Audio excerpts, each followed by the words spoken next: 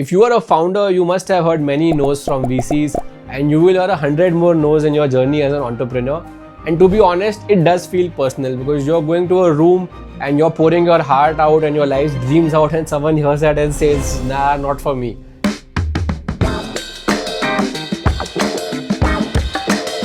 At All In Capital, we invest very, very early, which means we say no far more than we say yes. It does not mean you're a bad founder. It does not mean the idea or the business won't work.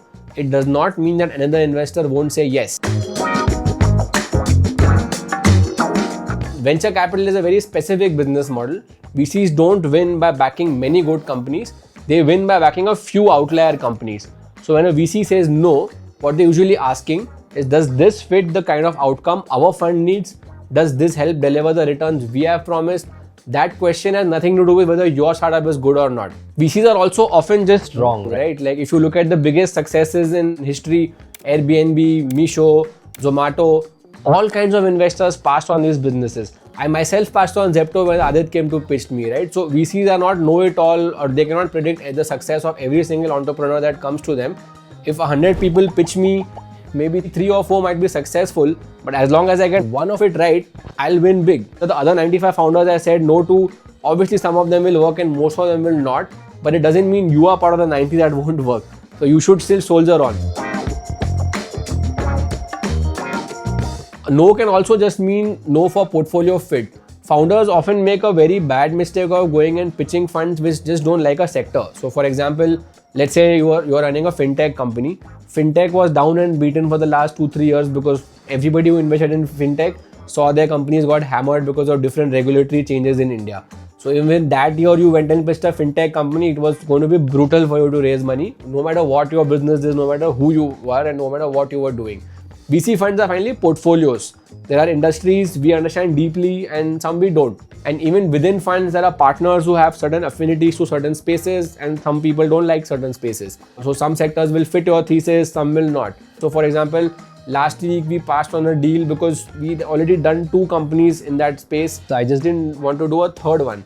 Sometimes the risk profile is too similar to existing bets and the fund doesn't invest in that sector. This had nothing to do with the belief in the founder or the business, it's just portfolio construction.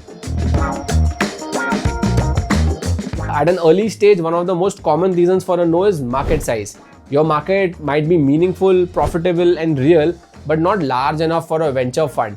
That doesn't make it a bad business, it just means it doesn't fit the venture scale expectations. VCs don't judge markets as good or bad, only as big or small for their fund.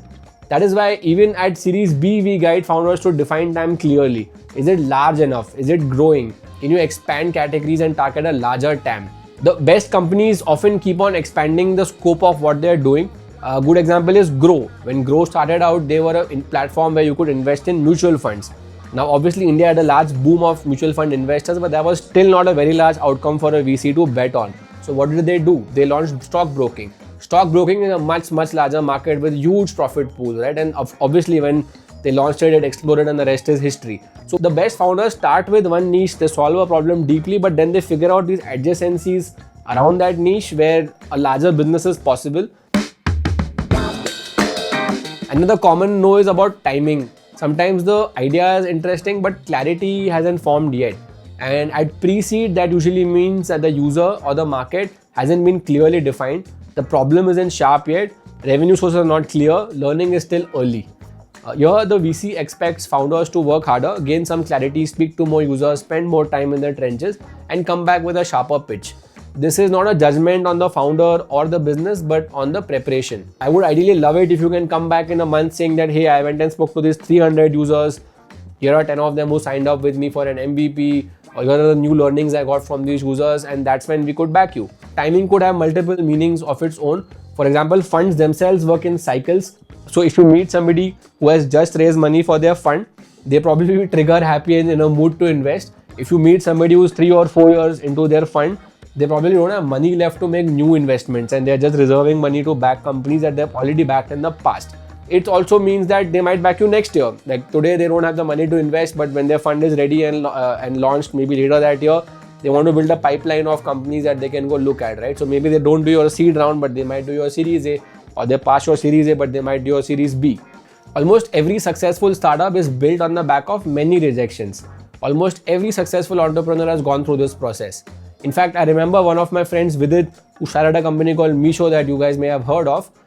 He had pitched everyone in Bangalore. He told me he had pitched more than 50 or 100 people in Bangalore and got 50 or 100 no's.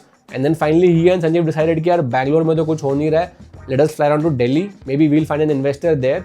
And guess what? They did. That's how they raised their first 50 lakh rupees. They gave up on a city and went to a new city to go pitch new investors there.